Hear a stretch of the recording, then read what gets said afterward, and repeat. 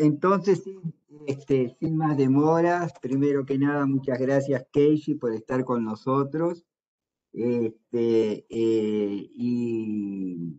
te cuento que tenemos 29 estudiantes, como siempre, de varias partes del mundo en nuestra escuela, y algunos son economistas, otros no lo son, y le damos libertad para interrumpirte si ellos en algún momento, sobre todo aquellos que están menos familiarizados con la literatura económica, eh, si sienten necesidad de alguna aclaración. Pero entonces, eso, muchas gracias. Les cuento que Casey estudió en Taft, en los Estados Unidos, después en la Universidad de Sofía, en Japón, y hace ya muchos años que está con nosotros en la División de Comercio y es uno de nuestros especialistas más importantes en esa área. Es alguien que es nuestra referencia para los temas de comercio internacional aquí en CEPAL. Por eso es un privilegio poder tener a Keisha aquí con nosotros y que nos cuente un poco cuál es la coyuntura, cuál es la dinámica del comercio y de la inserción internacional de América Latina en los últimos años. Keisha, muchísimas gracias y te dejo entonces con los estudiantes. Bueno, gracias, Gabriel, por esas palabras y gracias por la invitación. Voy a ver si puedo compartir mi pantalla.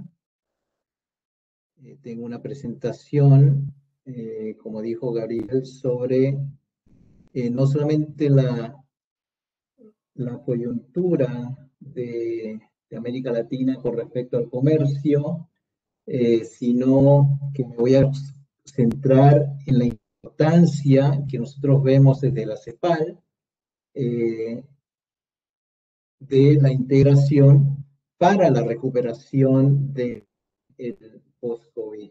A ver si pueden. ¿Están viendo mi pantalla? Vemos tu pantalla, sí. Yo la veo. Si puedo hacer el slideshow. Ahora se ve mejor, ¿no? Se ve mejor, se ve más grande. Ya, perfecto. Como dije, sí, me voy a dar un pantallazo del comercio internacional, pero me voy a centrar en, como sé que esta es una escuela latinoamericana de estudios del desarrollo, creo que es importante ver un poco más el mediano y largo plazo con respecto a los temas de comercio y cómo esto afecta o afectará o está afectando, mejor dicho, el desarrollo de América Latina, ¿no? Y para contestar esta pregunta de por qué es vital la integración en la recuperación post-COVID, lo que voy a hacer primero es ver los impactos directos que hemos visto de la pandemia en el comercio internacional en términos del comercio global, primero que nada, y después dentro de la región. Segundo, voy a hacer un pequeño, muy breve review de las 6 décadas ¿cómo se llamaría? De procesos de integración en América Latina, ¿no? Y ver cómo nos ha ido en este tema. Pero también ver las implicancias o la importancia del comercio intrarregional y la integración para, como dije, el desarrollo económico de América Latina, ¿no? Y después voy a ver un poco más en detalle el potencial que vemos nosotros de los llamados o de las llamadas cadenas de valor regionales, ¿no? Que sí existen, pero vamos a ver en qué áreas. Y veamos, y vamos a ver también los desafíos que vemos nosotros para esta integración productiva, que no es muy simple. Y para concluir, tengo unas propuestas que hemos presentado en la CEPAL. Pero primero veamos demos un paso atrás y veamos qué es lo que ha pasado en las últimas 3 décadas en el comercio global, ¿no? Y lo que podemos ver es que cada década ha tenido sus características. Primero que nada, en los 90 era un periodo de expansión del comercio en que estaba creciendo entre el 5 y el 10% más o menos en promedio.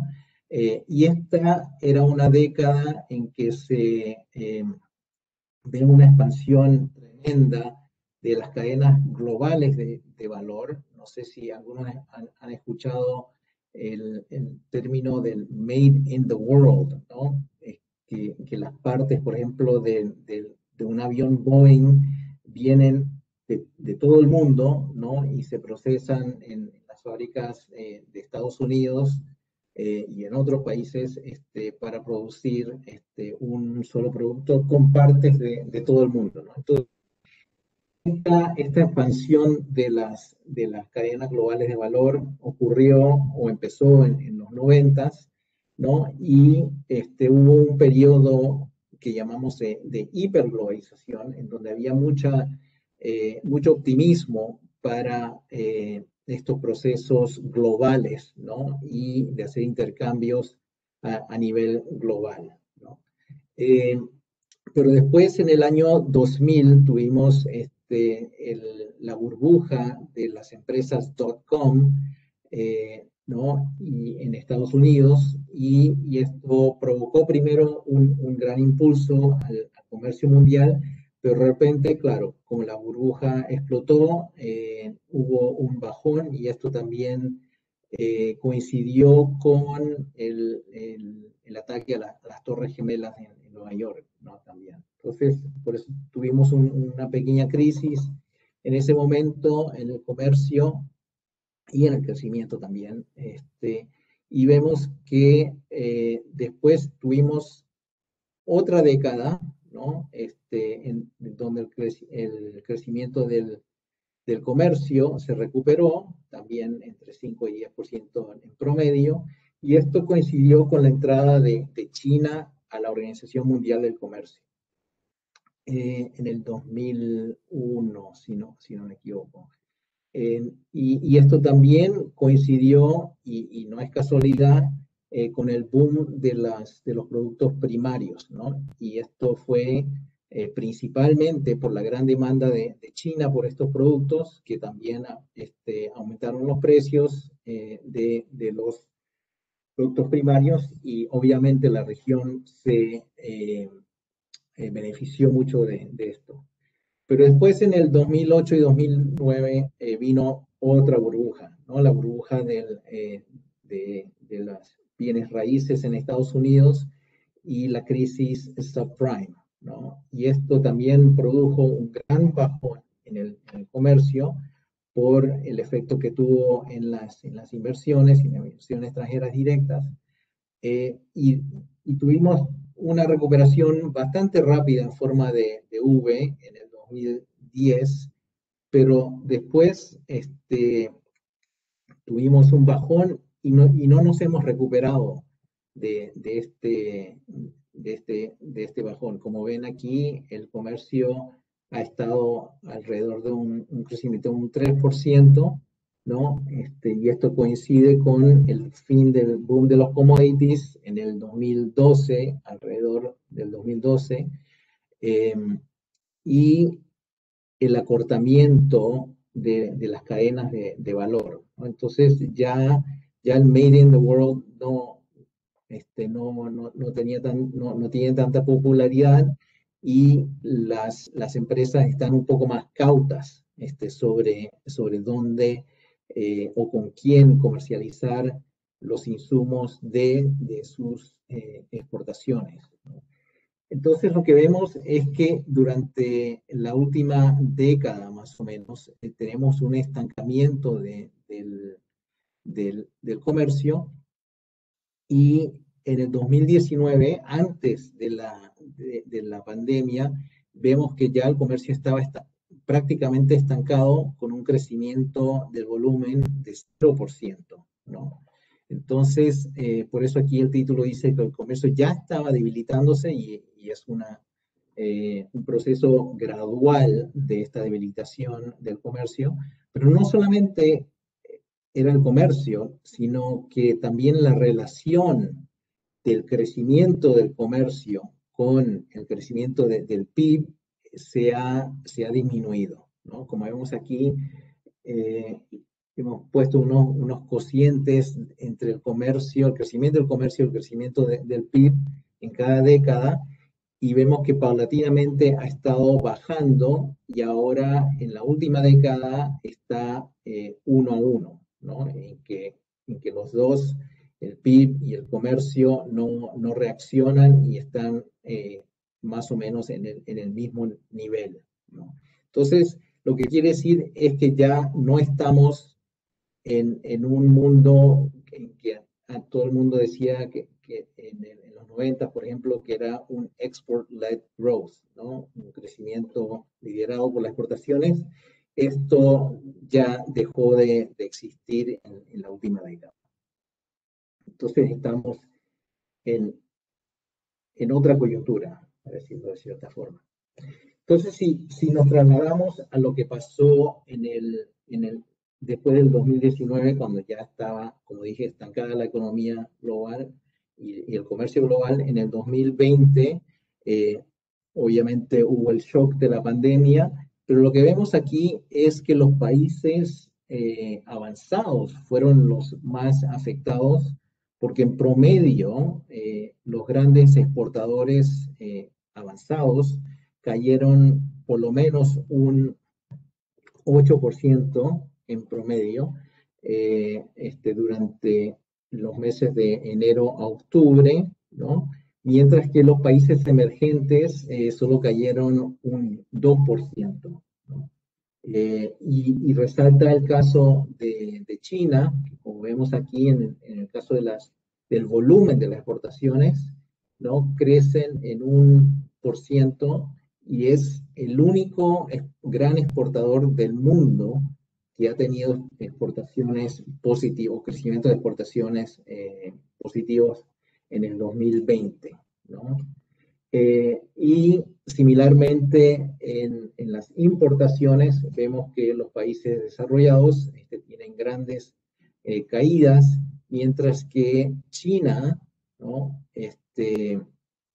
Pudo importar 3% más en volumen en este periodo del 2020. Entonces resalta este dato y que va a tener repercusiones en la región, como vamos a ver. Entonces ahora nos trasladamos a la región misma, ¿no? Y aquí tenemos datos de las últimas 2 décadas, ¿no? Y vemos que puntualmente en el 2020 nosotros estimamos que las exportaciones van a caer en valor, ¿no? En un 13%, y esto es más o menos una caída del 7% en los precios, ¿no? En los precios internacionales de todas las exportaciones de la región, que incluyen obviamente los commodities que pesan bastante y también las manufacturas que tenemos, ¿no? Los precios de las manufacturas vemos que están cayendo o que se estiman, porque no todos los datos de comercio han cerrado hasta diciembre, entonces es una estimación, y en volumen van a caer un 6%, ¿no? Entonces es una caída con un doble efecto, ¿no? Pero lo más importante o lo más preocupante aquí es la caída en las importaciones, que aquí vemos que es mayormente por el volumen, ¿no? Y eso es aún más preocupante, porque obviamente esto refleja la poca actividad económica, la poca inversión en la región, ¿no? Y la debilidad de la región frente a la pandemia, ¿no? Entonces, por eso es que decimos, viendo la exportación, lo que está pasando con las exportaciones y las importaciones, que este es el peor desempeño en su totalidad del comercio comparado o desde la crisis financiera del 2008-2009, donde las caídas eran un poco más grandes, ¿no? Keishi, Sí. ¿sabes qué? Está apareciendo como, no sé si a todos les pasa lo mismo, pero en el gráfico de exportaciones e importaciones aparece como un cuadrado que no deja ver el gráfico. Dice next slide, sí, y aparece como un cuadrado que no sé si a los otros les pasa lo mismo. A ver Yo no lo veo, la si verdad. Sí, ven el gráfico ahora. Viste que hay Sí. como, ahora el gráfico se ve, no se ve el texto, pero se ve el gráfico, no se ve el texto abajo, pero el gráfico se ve. Ahora quedó mejor. El texto abajo. Es que hay como un rectángulo que tapa, no sé ese rectángulo, ahí donde dice next slide, eh, hay un gráfico y un texto abajo, y no sé por qué aparece un rectangulito, pero ahora se ve el gráfico. Yo pienso que el texto no es tan importante porque igual te escuchamos y la explicación. Ya. No sé si es porque tengo una pantalla sobre una pantalla, pero la estoy moviendo a ver si eso mejora.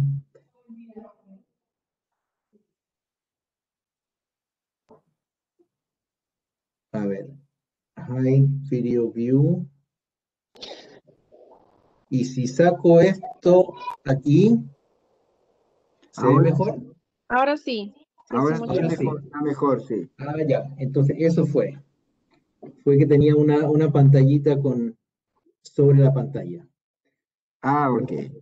Ya, entonces, como dije, este es el peor desempeño desde la crisis financiera, pero otro punto importante de esta lámina es que si vemos a través de los años, o aquí las últimas 2 décadas, lo que vemos es que eh, los, los saltos que dan ya sean positivos o negativos, durante cada año las exportaciones, especialmente las exportaciones, lo que vemos es que la barrita roja, que son los precios o el peso del precio en el crecimiento de las exportaciones, es la que está liderando estos vaivenes en el comercio internacional, ¿no? Lo que refleja, la canasta exportadora que está muy vinculada a los productos primarios, ¿no? Y que nosotros como tomadores de precios estamos muy dependientes de estas fluctuaciones en los precios, ¿no? Y esto, como voy a explicar más tarde, es lo que nos debilita también eh, el modelo de desarrollo que tenemos aquí en la región.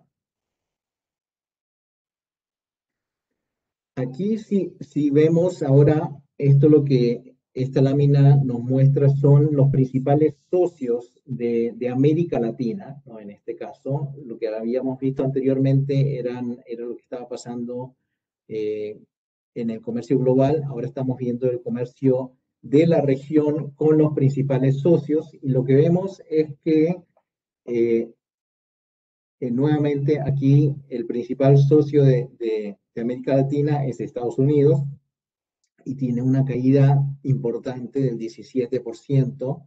La Unión Europea, que es nuestro tercer socio, un 14%. El resto del Asia, un 12%, y en menor medida Asia con menos 4%.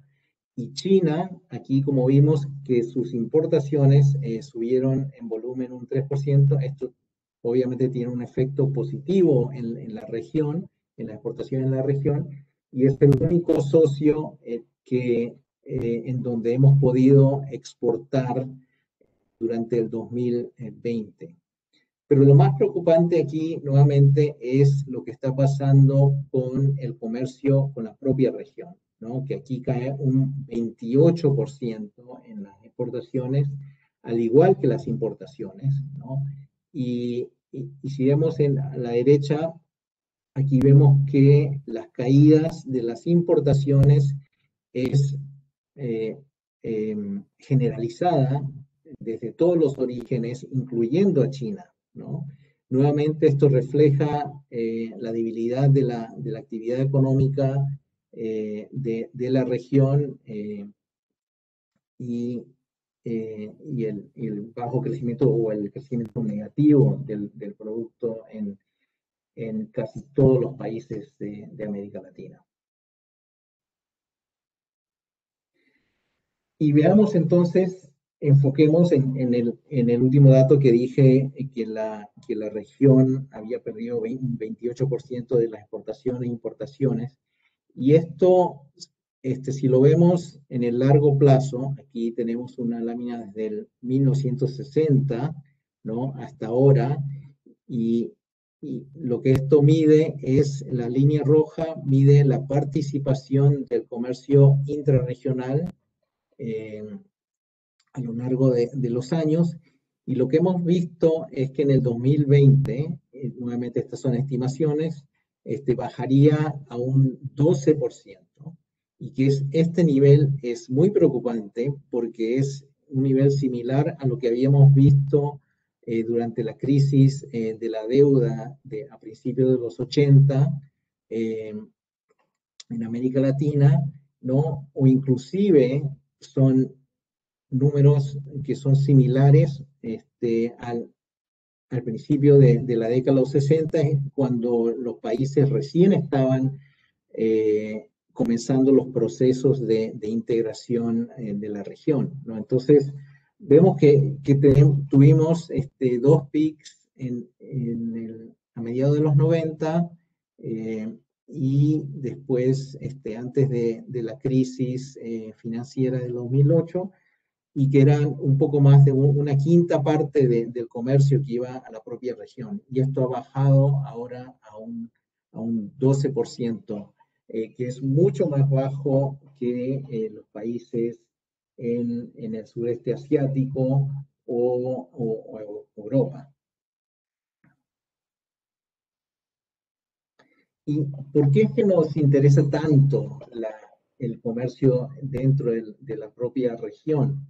Y aquí lo que vemos en términos muy simples es la estructura del comercio dentro de la región a mano izquierda versus el comercio con el resto del mundo a mano derecha. Y lo que vemos, primero a nivel general de América Latina y el Caribe, es que el comercio interregional es un 73% basado en manufacturas, mientras un 27% en productos primarios, ¿no?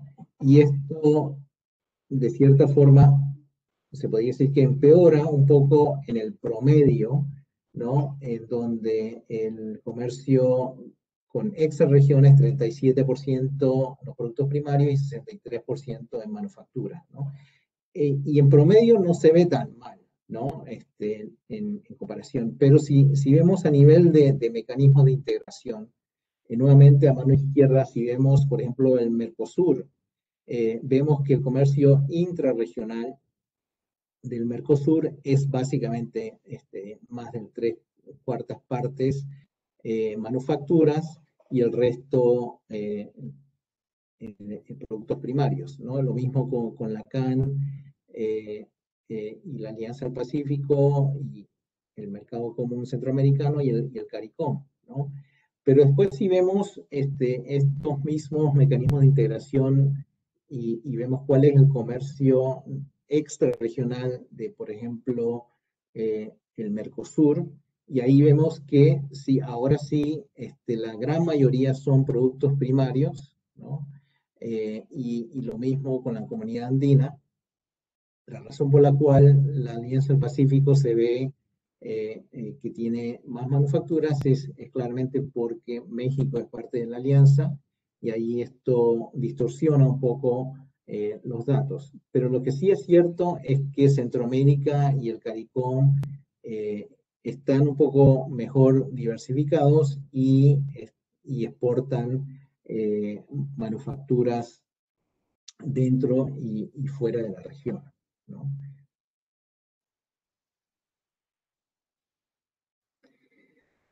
Y como dije al principio, esto nos preocupa en términos de qué son los efectos de esta reprimerización, porque si estamos diciendo que el comercio con la misma región está bajando, ¿no? Y que es mayormente manufacturas, ¿no? Y que el comercio con China está aumentando y que mayormente productos primarios, aquí claramente se ve que hay una reprimerización de la canasta exportadora, especialmente primero si sacamos a México, como dije, por su posición especial con el norte del continente.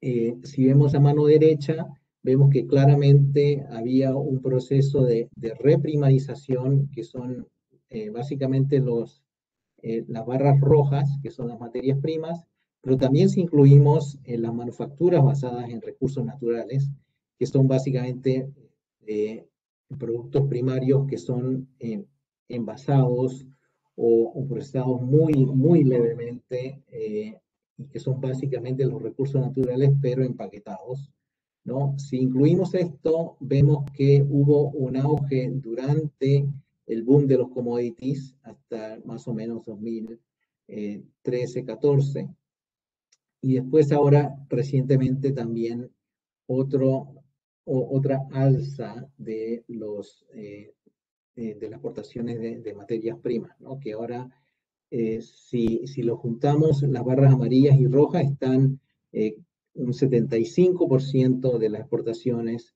de la región, excluyendo a México, son materias primas.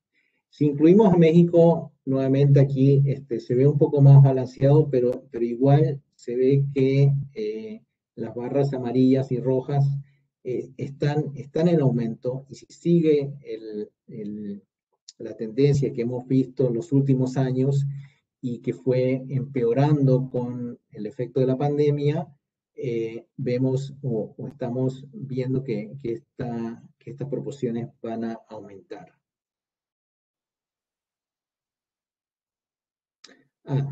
Perdón. Sí, algo que quería mencionar aquí sobre el efecto de la reprimarización. Aquí tal vez algunos que han estudiado un poco de historia económica han escuchado de la enfermedad holandesa, ¿no? Y que esto lo que significa es que si hay fuertes apreciaciones cambiarias, dado por el boom de los precios de los commodities, lo que esto afecta es que reduce la competitividad de otros sectores dentro de las economías, especialmente las exportadoras, y las desincentiva para inclusive procesar recursos naturales y añadir valor agregado, dado que hay estas diferencias en el tipo de cambio. Esto es en tiempos de auge, y en tiempos de precios bajos, lo que hace obviamente es que afecta a las arcas fiscales, ¿no? Con un efecto no menor en los exportadores, en los grandes exportadores de productos primarios, y esto tienen efectos, pueden tener efectos en los índices de pobreza de los países. Además, esta concentración en recursos naturales también obviamente tienen efectos en el medio ambiente, y, como dije, desincentiva las otras industrias que podrían ser más amigables al medio ambiente. Otra ventaja que vemos aquí en la región, y lo que presentamos en esta lámina, es el número de empresas, o el porcentaje de empresas, mejor dicho, que exportan a los principales socios. Y lo que vemos aquí es que, por ejemplo, el caso de Argentina, vemos que un 84% de las empresas que exportan a la región, ¿no? Y esto no tiene que dar a 100 porque, claro, una empresa puede exportar a la propia región, a Estados Unidos, a la Unión Europea y a China, pero lo que vemos es que solamente un 20% de las empresas en Argentina exportan a Estados Unidos, menos de un 20% a la Unión Europea y aún menos a China, ¿no? Y este patrón es similar en todos los países, en Bolivia, en Chile, Colombia, Ecuador, Perú y Uruguay, en donde teníamos datos. Y claro, la gran excepción es México, en donde vemos que la gran mayoría de las empresas exportan a Estados Unidos, no solamente porque, por estar al lado, pero por lo que ahora se llama el TEMEC, el Tratado México, Estados Unidos, Canadá, que es el nuevo Telecán. Y esto obviamente tiene un efecto positivo en el número de exportadores a ese país. Y si vemos dentro de esas empresas, ¿no? Por ejemplo, que exportan, que prefieren exportar a América Latina, vemos que en su gran mayoría, un 94% son MIPYMES, ¿no? Que incluyen las micro, las pequeñas y las medianas empresas, que son, bueno, las medianas empresas, dependiendo del país y la definición que tengamos, son empresas que son más o menos hasta 200, 250 empleados. En algunos países se mide las ventas de las empresas, pero lo que vemos es que estas empresas medianas, pequeñas y micro, en su gran mayoría, conforman el grupo de empresas que exportan a la propia región, ¿no? Esto, claro, es gradualmente en menor medida Estados Unidos, en la Unión Europea y China, ¿no? En donde en donde las grandes empresas son, bueno, no son la mayoría, pero que tienen una mayor participación en las exportaciones y obviamente, como son grandes empresas, exportan muchísimo más y aunque sean, porque esto es en números nada más, ¿no? Entonces, aunque son pocas, pero en términos del valor de las exportaciones es bastante importante. Y como mencioné, la integración o el proceso de integración comenzó en América Latina hace 6 décadas, en 1960, ¿no? Y donde vimos primero una primera ola de regionalismo que duró más o menos 2 décadas. Este fue un periodo donde había una estrategia de industrialización liderada por el Estado, ¿no? En donde se creó también la Comunidad Económica Europea, y al final de estas 2 décadas empezaron las dictaduras militares y la redemocratización en los 80, ¿no?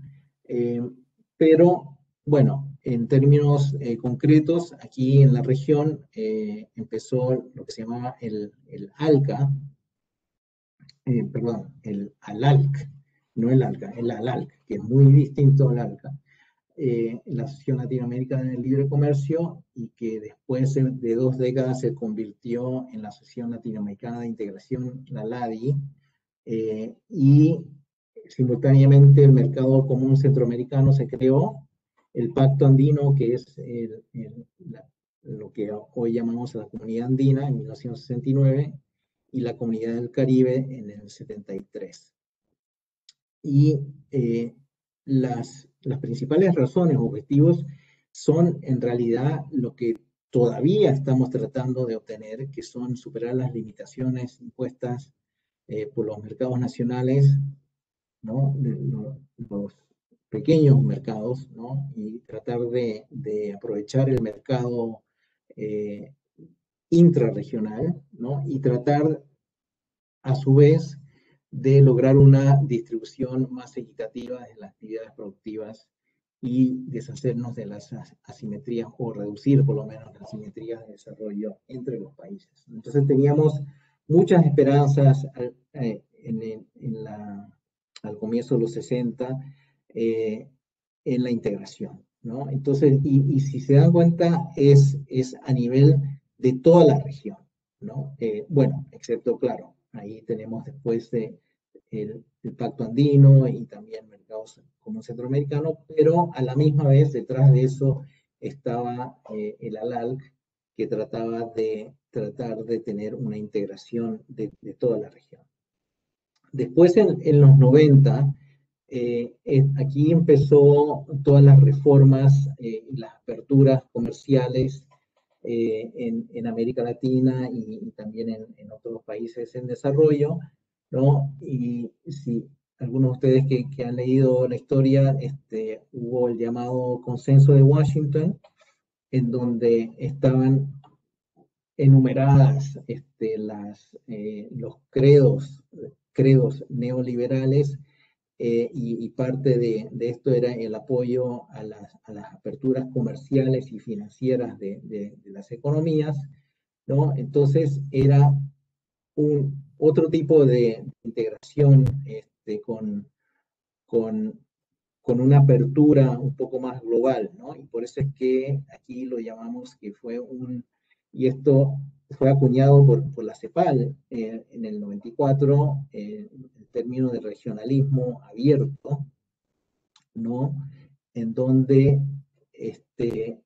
veíamos a la región como una oportunidad para comercializar entre nosotros, pero a la misma vez mantener los ojos abiertos al resto del mundo, ¿no? Entonces, por eso es que lo llamamos regionalismo abierto, y ojalá con una transformación productiva de las industrias de los países con equidad, lo que llamamos el TPE, ¿no? Y hay textos que tal vez Gabriel nos puede dirigir al respecto de cómo la CEPAL lo veía este proceso en esos momentos. Y entonces aquí hubo un relanzamiento en las integraciones de la comunidad andina y también de Centroamérica que se reforzaron durante este periodo. Este periodo también vio nacer al Mercosur y al primer acuerdo entre Canadá, Estados Unidos y México, el Telecán, y otro proceso, otro intento de proceso de hacer una región de libre comercio de todas las Américas, ahora incluyendo a Estados Unidos. Inclusive en ese momento se hablaba de tener la sede en los Estados Unidos, de este famoso ALCA o FTAA, que empezó a mediados de los 90, pero después murió de una muerte natural después de una década, donde ya los países no mencionaban el tema. Y este periodo también vio la creación de la OMC en 95 y también, como dije anteriormente, la aceleración de la globalización y por ende la aceleración del comercio global. Y también vio la primera irrupción de China en la economía mundial. Después, bueno, ahora más cercano al momento que estamos viviendo ahora, vemos un periodo bastante, yo lo veo turbulento, en el sentido de que había muchas movimientos políticos, ¿no? En donde que querían integrarse dentro de la región, ¿no? Y por eso vimos que se creó el ALBA con Cuba, Venezuela, Bolivia y otros países que eran amigos o de la misma, ¿cómo se diría?, tendencia política, ¿no? Entonces se agrupaban estos países para tener mayor integración, pero no solamente comercial, sino incluyendo aspectos políticos, sociales e infraestructura en algunos casos, ¿no? Y por otro lado vemos que, por ejemplo, el Arco del Pacífico latinoamericano, que trató de ver los países que estaban en la costa pacífica y que querían tener más enlaces también, no solamente entre sí, pero con el Asia, ¿no? Algo similar a lo que ya estamos viendo en la Alianza del Pacífico de estos momentos. Durante este periodo también se creó la UNASUR y la CELAC, que también, como sabemos, estos dos son más bien integración política más que nada, y no tanto comercial. Y durante este periodo también bastante turbulento, vimos que la ronda de Doha de la OMC, en donde se discutía los intereses de los países en desarrollo, tuvo un impasse y algunos hablaban también casi de la inoperabilidad de la OMC en ese tiempo. Ahora lo que estamos viendo desde el 2015 en adelante, bueno, en realidad no podemos todavía clasificarlo, pero aquí intentamos de ser un poco optimistas, y lo que pasó en el 2014 fue que por primera vez los países de la Alianza del Pacífico y del Mercosur empezaron conversaciones para ver cómo podrían convergerse, ahora sí, comercialmente, y ver encadenamientos productivos entre los países.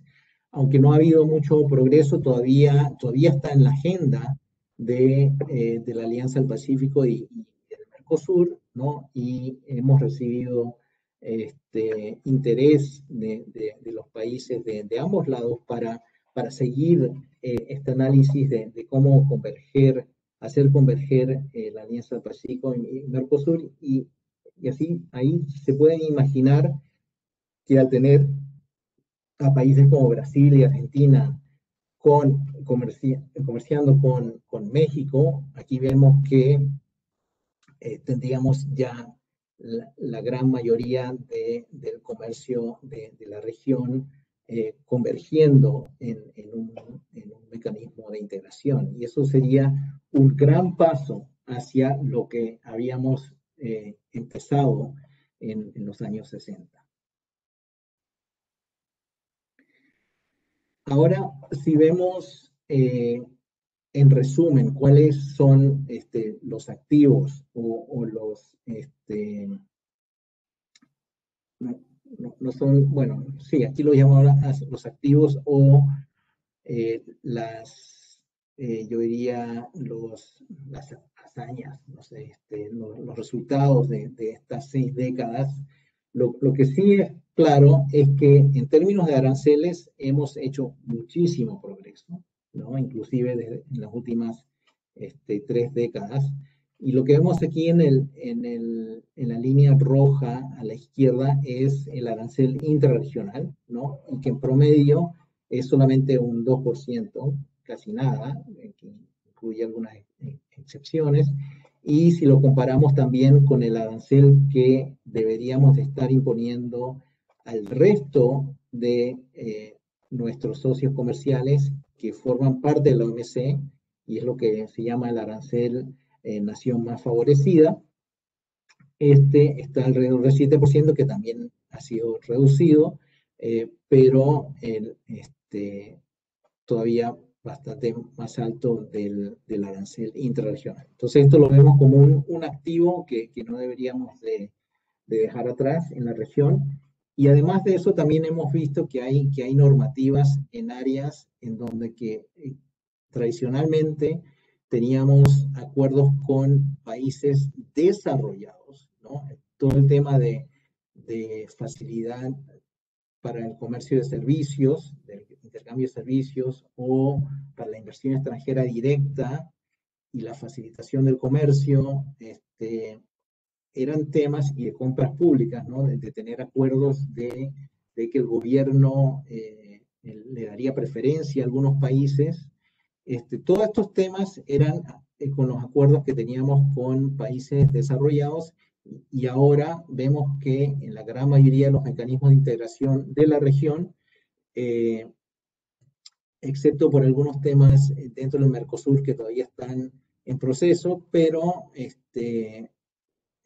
esperamos que pronto hayan algunos acuerdos en temas de inversión, facilitación, compras públicas y comercio electrónico, que es el más novedoso, uno, por el hecho de que todavía no hay ni siquiera una definición concreta del comercio electrónico, y además que también hay muchas decisiones por tomar en términos de el comercio electrónico, especialmente el transfronterizo, o estamos hablando aquí del transfronterizo, no del comercio del e-commerce que conocemos aquí domésticamente, sino entre países, porque está todo el tema de los pagos, si es que vamos a cobrar aranceles, y también de los medios de pago internacionales, además de todo el proceso de las aduanas, porque no son en su gran mayoría o gran parte son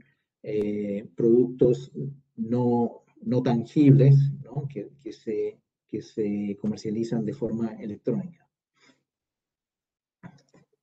Pero si vemos dentro de ese 2% del arancel promedio, y si vemos cuál es la estructura o el porcentaje de las importaciones en donde tienen preferencias y en las que no tienen preferencias, aquí vemos que el 78% tiene preferencias dentro de la región, ¿no? Y solamente el 22% todavía hay negociaciones para ver si entran con preferencia o no.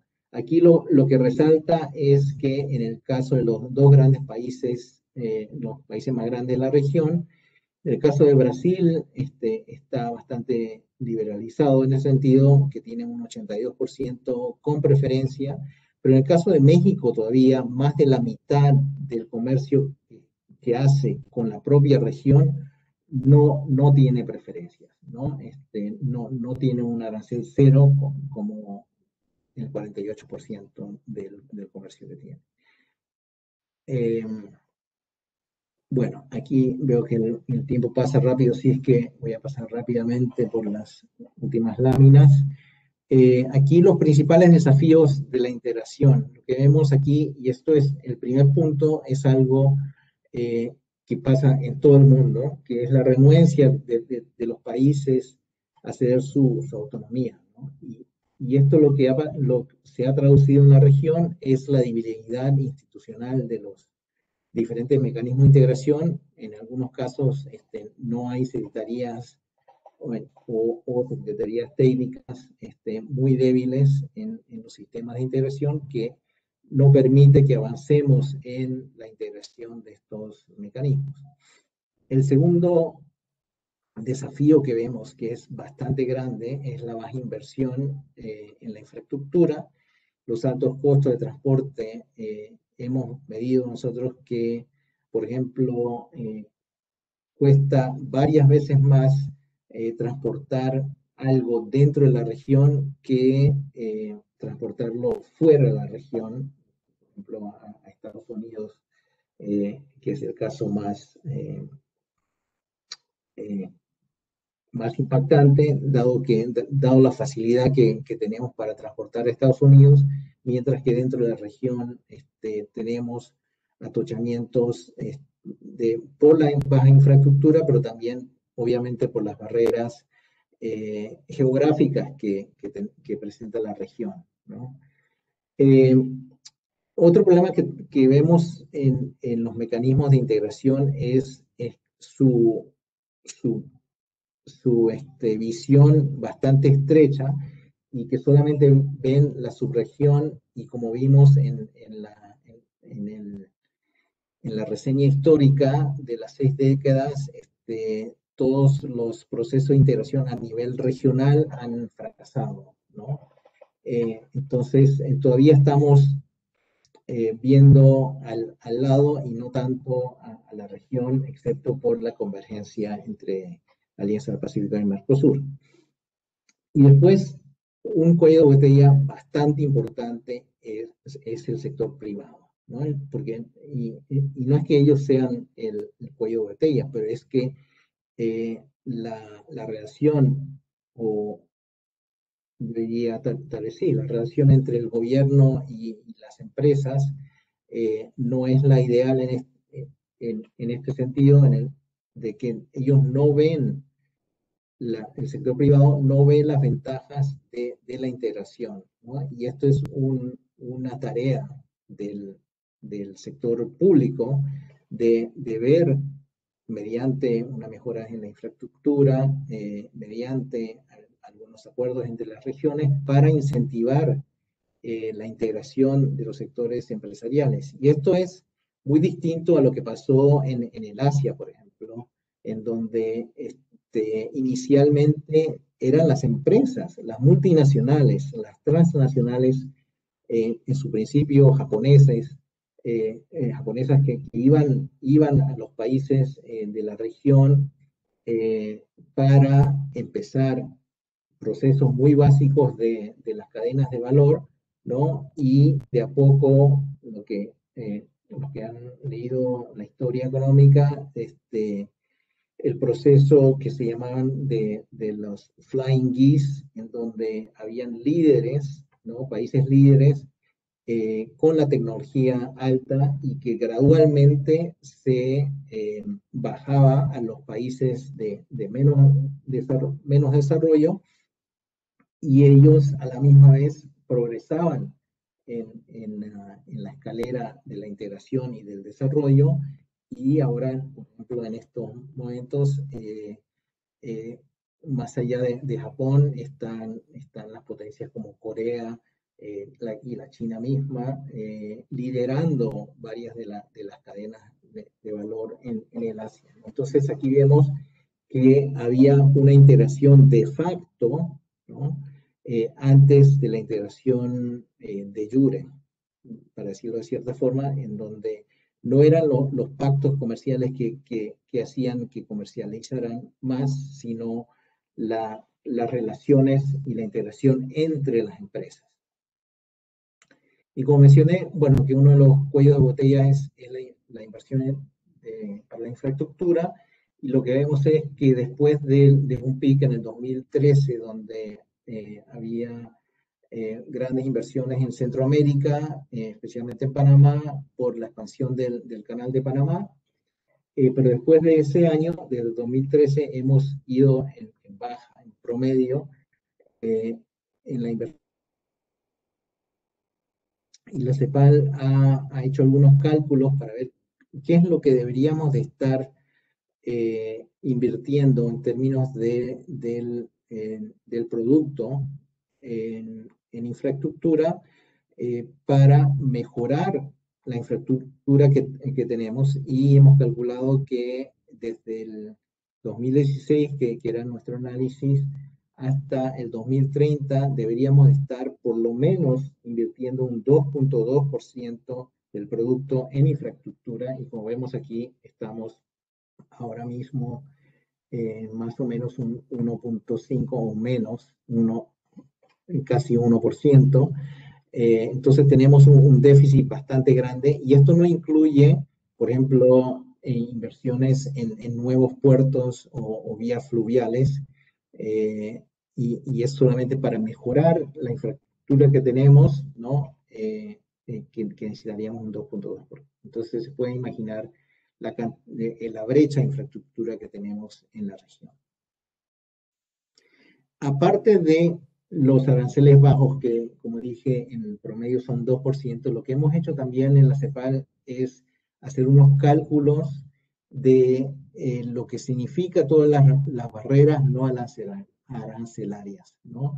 Que significa también, uno, que está relacionado también a la falta de infraestructura por el tiempo que se necesita para procesar exportaciones e importaciones, por un lado, pero también no solamente los procesos de aduana, pero también las demoras en transporte, y hemos hecho una proxy para ver qué es lo que esto significaría en términos de imponer un arancel, ¿no? Si estuviéramos imponiendo un arancel. Y esto lo que vemos que el equivalente al valor de las barreras no arancelarias son casi un 4%, ¿no? Y vimos que los aranceles en promedio son 2, entonces este es el doble de los aranceles, del equivalente a los aranceles, es lo que estamos enfrentando en términos de barreras no arancelarias en la región. Entonces ahora tratamos de ver qué podemos hacer en la región y para poder comercializar más dentro de la región, porque tenemos más empresas, más pymes, y también más manufacturas que nos ayudaría a evitar los problemas de la enfermedad holandesa. Pero antes de que nada tenemos que ver qué es lo que estamos produciendo en la región. Este es un mapa bastante burdo de la estructura del valor de la producción en América Latina. Lo que vemos es que en su gran mayoría somos muy dependientes de los servicios, ¿no? que incluyen todo el sector de turismo, de viajes, de transporte, todo el retail, todo esto es parte de servicio. Todo lo que no son manufacturas ni producción agrícola y química y minería. Entonces, esto tiene un gran peso en la región.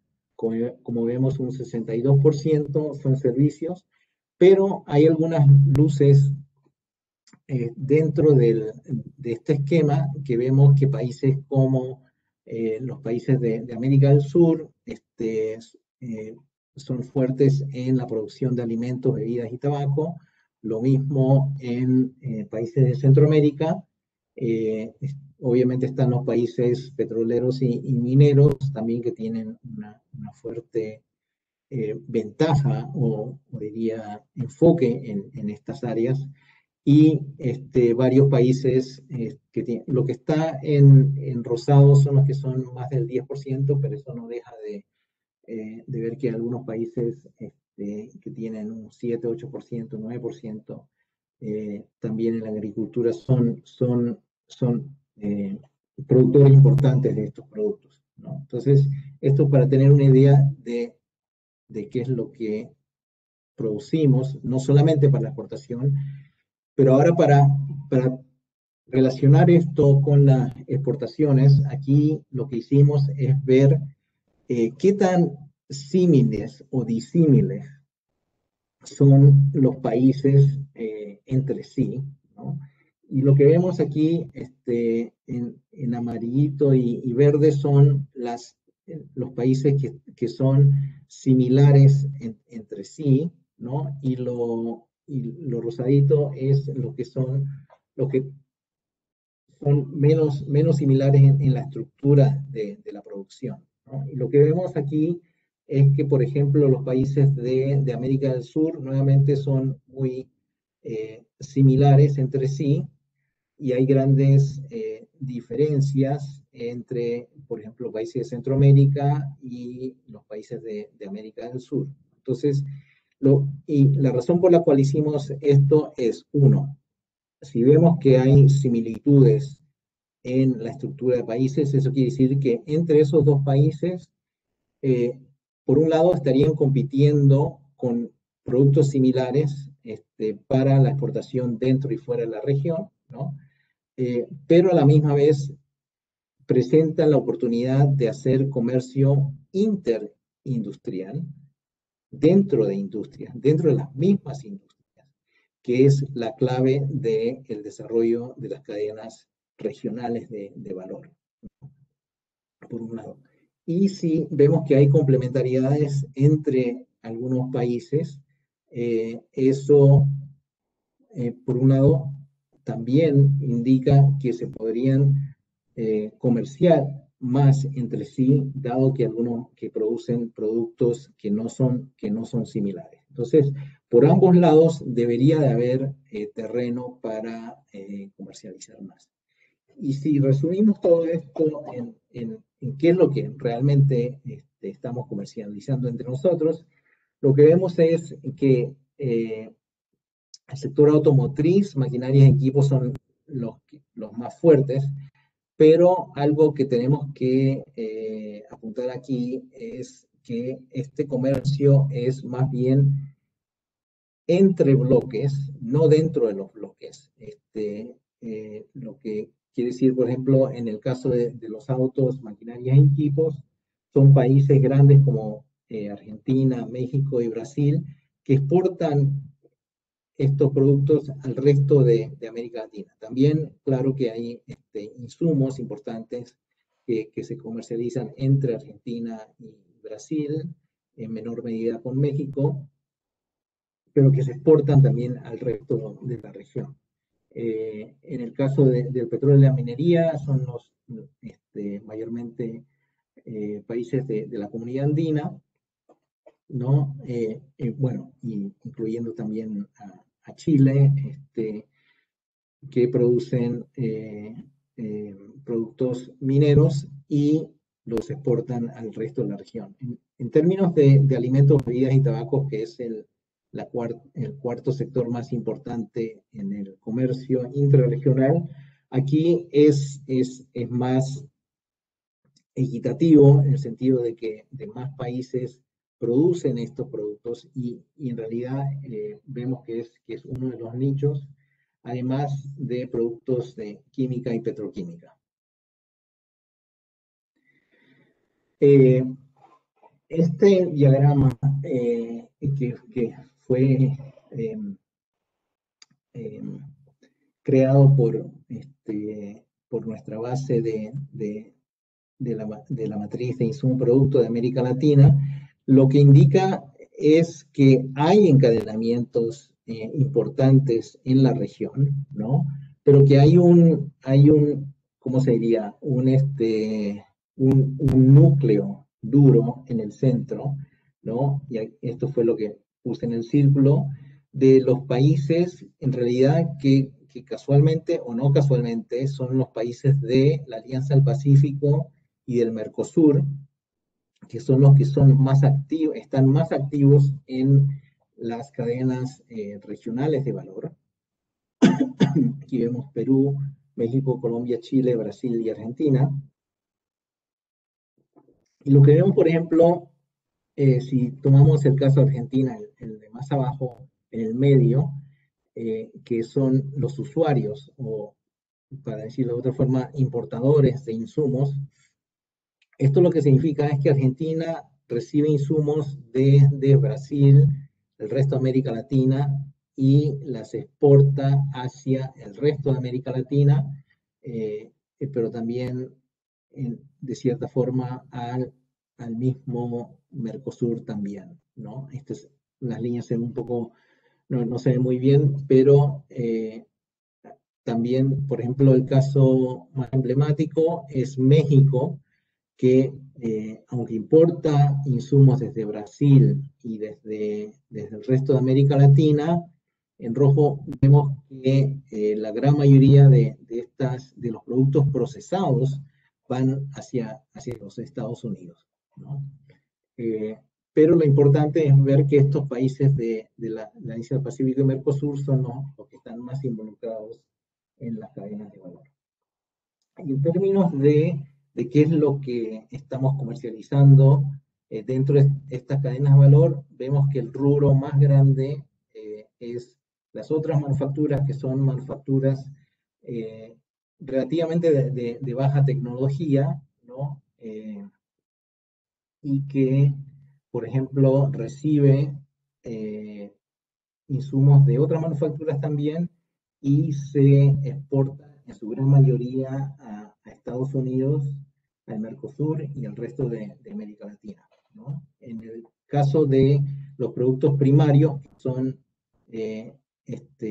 envasados, bueno, aquí en términos muy simples, reciben insumos del sector primario, obviamente, y la gran mayoría va hacia el Asia-Pacífico. En términos de las manufacturas basadas en estos recursos naturales, ¿no? Está más diversificado, donde obtiene insumos de todos los sectores y va hacia todos los sectores, hacia todos los socios principales de la región. Lo que hemos hecho en base a toda esta información es ver dónde tenemos alguna ventaja comparativa en términos de comercializar dentro de la región. Lo que hemos hecho es que identificamos que hay 1.108 productos con potencial y que representa más o menos una quinta parte del total de las exportaciones, en donde vemos que tienen potencial para que podamos exportarlos más a la propia región, ¿no? Y dos de los sectores más importantes, aquí nuevamente vemos que la agricultura, la caza y la pesca, y los alimentos, bebidas y tabaco son bastante importantes, y hemos podido exportar un tercio o más de un tercio de las exportaciones hacia la propia región, ¿no? También hay madera y papel, también que es un producto importante dentro de la región, y en menor medida la química y petroquímica, que en este caso también incluye a las medicinas que son esenciales en este momento. Pero otra cosa que indica esta lámina es que China es uno de los, perdón, esto era los orígenes de las importaciones, yo dije exportaciones, son de dónde estamos importando. Entonces estamos importando una gran parte de los productos agrícolas y los alimentos de la propia región, pero en el caso de la gran mayoría de los productos, aparte de estos, vienen desde China y desde Estados Unidos y en algunos casos de la Unión Europea, ¿no? Lo que nos dice dos cosas. Uno, que hay mucha competencia de las exportaciones de estos países, pero a la misma vez una oportunidad de, si podemos producir, porque hemos probado que hay 1.108 productos en donde podemos producir para la propia región, se puede competir con las importaciones de China y de Estados Unidos. Y si vemos el contenido importado de las exportaciones de los países de América Latina, vemos que aunque Brasil y México son los que tienen mayor contenido importado dentro de sus exportaciones, un 45% del contenido de la exportación en México es productos importados y el 14% de Brasil, en Bolivia 16%, en Colombia 19%. Pero si nos enfocamos en los dos países más grandes de la región, vemos que la gran mayoría de los insumos de México, de la exportación de México, vienen obviamente de los Estados Unidos, ¿no? Y en el caso de Brasil, el contenido viene del Asia-Pacífico y de la Unión Europea, ¿no? Entonces, y que solamente un 3 y un 2% respectivamente vienen de la propia región. Entonces tenemos todavía mucho espacio para poder sustituir estas importaciones, en donde, como dije, tenemos un potencial para producir más de estos productos para la propia región. Esta lámina la puse aquí solamente para que, y como hemos visto en láminas anteriores, cuál es la estructura en general de la participación de los países dentro del comercio a nivel mundial, ¿no? Entonces, lo que quería resaltar aquí es que tenemos que acordarnos siempre que México equivale a un 42% de las exportaciones totales y Brasil un 22%, ¿no? Entonces, 2/3 son exportaciones de dos países.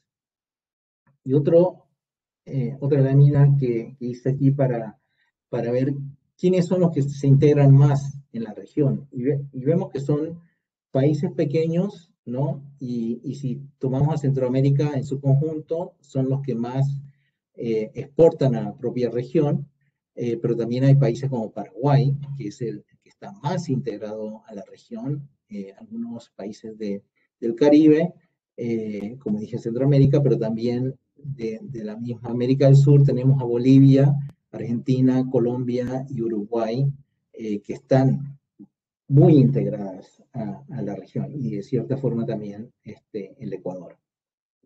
Por el lado de las exportaciones y también por el lado de las importaciones, vemos que países del Caribe dependen mucho de la propia región, y los países de Centroamérica nuevamente.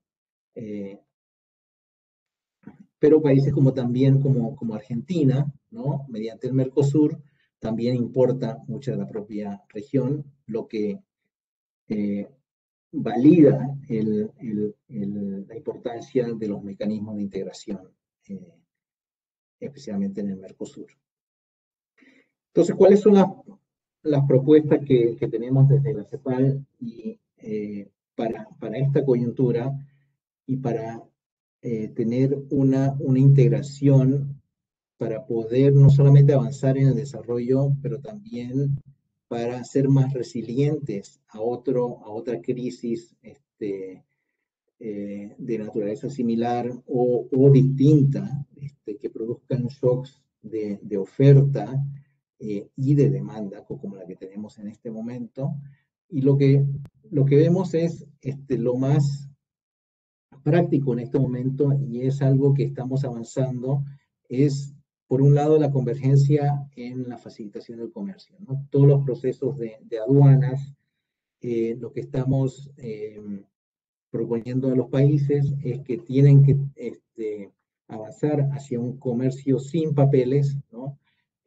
Con certificaciones digitales, y que sean las ventanillas, lo que se llaman las ventanillas únicas, que es como lo que dice la palabra, es que todos los procesos de exportación e importación tengan solamente una ventanilla en donde se procesen todos los documentos requeridos, ¿no? Y que hayan reconocimientos por ejemplo, cuando un país autoriza a una compañía a exportar, que esto sea también aprobado por otros países. No son cosas simples que los países por ejemplo, de la Alianza del Pacífico están bastante interesados en proceder.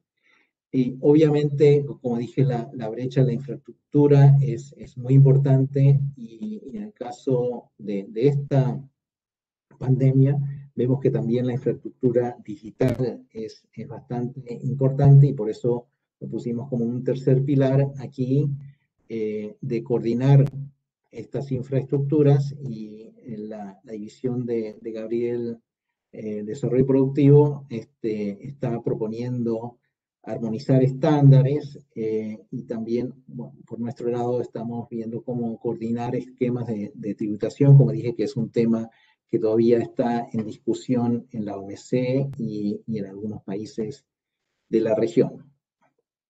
Esa sería mi presentación. Muchas gracias. Muchas gracias, Keiji, súper clara y súper dentro también del tiempo previsto. Tenemos unos 10 minutitos para alguna pregunta. Yo vi que ya en el chat, no sé si puedes ver, Keiji, que en el chat... Déjame ver si puedo sacar la pantalla primero. Perfecto. No Preguntan un poco, claro, ¿cuál es el impacto de la expansión del boom de las commodities sobre el comportamiento de las importaciones, en particular de automóviles? A ver,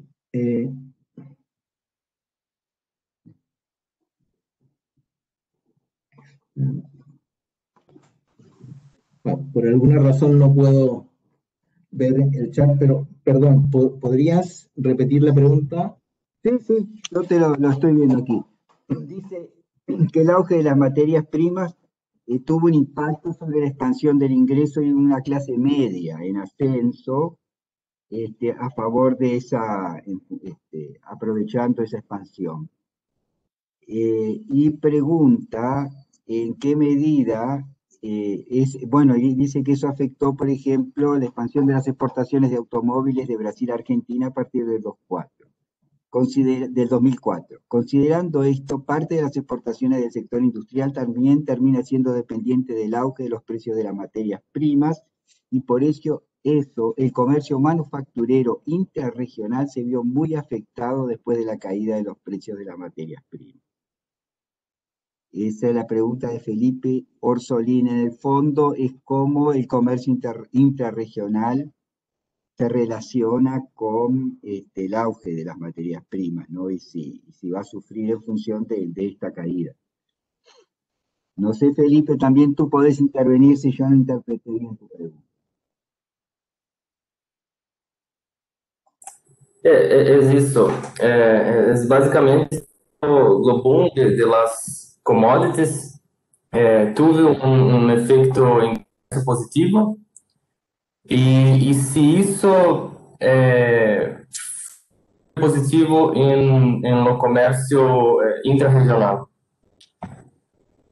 Es básicamente eso. Gracias. Ya. Sí, gracias por tu pregunta. Sí, en términos del efecto del boom de los precios de los commodities que mencioné, que eran desde más o menos el principio de los 2000 hasta el 2012, en algunos casos hasta el 2014, y obviamente esto tuvo un efecto positivo en la gran mayoría, bueno, de los países, especialmente de América del Sur, ¿no? En donde las arcas fiscales se vieron afectadas positivamente, ¿no? Y esto, y lo podemos ver también claramente en los indicadores sociales de pobreza en los países y un auge también en general del Producto Interno Bruto durante el auge de los commodities. Tenías una pregunta sobre la manufactura, creo que era sobre los precios, los insumos a las manufacturas.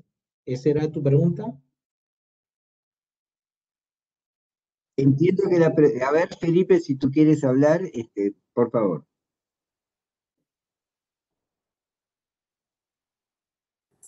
Não, era isso. Eu havia colocado em chat também que ocorreu uma grande expansão das exportações de automóveis de Brasil para a Argentina depois de 2004.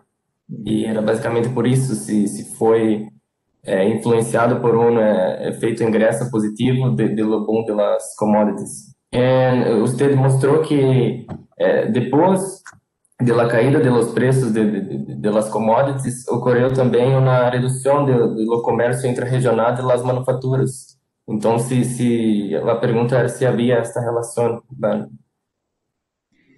Sí, por el lado, es un punto interesante el que preguntas, es porque por el lado de los ingresos, obviamente, vemos que hubo un efecto positivo, y claro, y en el consumo, y esto apoyó también a las importaciones de manufacturas, incluyendo el sector automotriz. Sí. Gracias. Tenemos una pregunta de Maja Schmauser, que es la siguiente. ¿Es la reprimarización algo que también se puede observar hoy en día, por ejemplo, ante la elevada demanda prevista de algunos minerales como el litio? Sí, lo que estamos viendo ahora y lo que nos preocupa es que, uno, hay una recuperación de los precios de los commodities, y ya estamos a niveles de pre-crisis en ese sentido. Y por un lado, son buenas noticias para los exportadores de commodities, pero por el otro lado, esto quiere decir que también, como bien dijeron, hay una demanda creciente todavía, especialmente de China, para los commodities, y especialmente como, no sé si mencionaron algunos commodities como el litio, si entendí bien. Sí, porque Sí, también menciona hay, el litio específicamente. sí, en el caso del litio, obviamente porque ahora todo el sector automotriz que está avanzando hacia los vehículos eléctricos y a los vehículos autónomos, esto obviamente va a tener un impacto en la demanda por estos productos, en donde, como dije, estamos viendo un auge de los precios. Por un lado, es una buena noticia, por otro lado, lo que esperamos nosotros en la CEPAL es que no solamente Bolivia y, bueno, Chile exporten el litio crudo, pero que algunas de las plantas procesadoras e inclusive ensambladoras de las baterías se instalen en la región, ¿no? Y creo que sin ese proceso vamos a estar repitiendo la historia. Gracias, Casey. Existe otra pregunta de Ever Dávila, pero le voy a pedir a Ever que por favor es un poco larga para leerla. Entonces, Ever, si podés resumirla rápidamente para que tenga tiempo Casey de responder, porque ya estamos sobre la hora. Sí, básicamente mi pregunta es respecto a las medidas de facilitación de comercio. ¿Son estas medidas, los choques generarían, son lo suficientemente sostenibles a mediano plazo o generan shocks de corto plazo sobre variables como costos y por ende en PIB? ¿O podrían generar suficientemente cambios en precios relativos para afectar elasticidades y por ende las restricciones en crecimiento económico? Eso, ¿verdad? Considerando el caso centroamericano, que sí tenemos estimaciones donde hemos visto que debería generar impactos. Sin embargo, la duda ronda respecto a esa sostenibilidad. ¿Es de un shock de corto plazo, un shock transitorio o podrían generar realmente cambios en crecimiento? Muchas gracias por tu pregunta.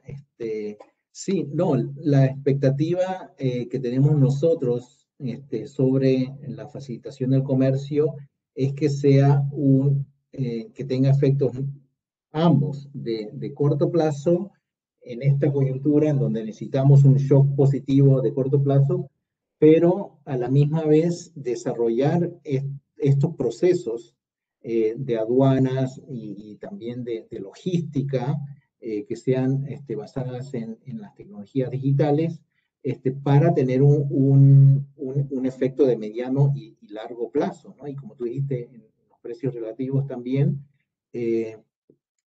pero la idea es que se modernicen las aduanas y las ventanillas únicas del comercio para poder facilitar, como dice la palabra, el comercio a mediano y largo plazo, ¿no? Esa es la expectativa que tenemos nosotros y también, como plantea una de las láminas, de reducir estas barreras no arancelarias, ¿no? Que no son producidas por los aranceles porque ya vimos que están a niveles bajos, pero más bien por todas las brechas en la infraestructura y todo el procesamiento y la burocracia que todavía existe dentro de las aduanas. Ok, muchas gracias. Muchísimas gracias, Casey. Gracias otra vez por habernos ayudado con la escuela, por estar con nosotros. Casey es de los que siempre, y la División de Comercio siempre nos ha apoyado infaltablemente.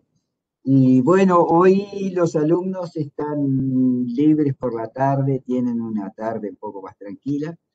Y mañana retomamos con los modelos Agent-Based con Tommaso Charlie.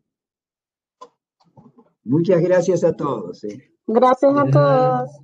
Nos vemos Gracias a mañana. ustedes. Chao, Chao. chao. Gracias, hasta Chichi. luego. Hasta luego. Feliz día. Chao, chao, gracias.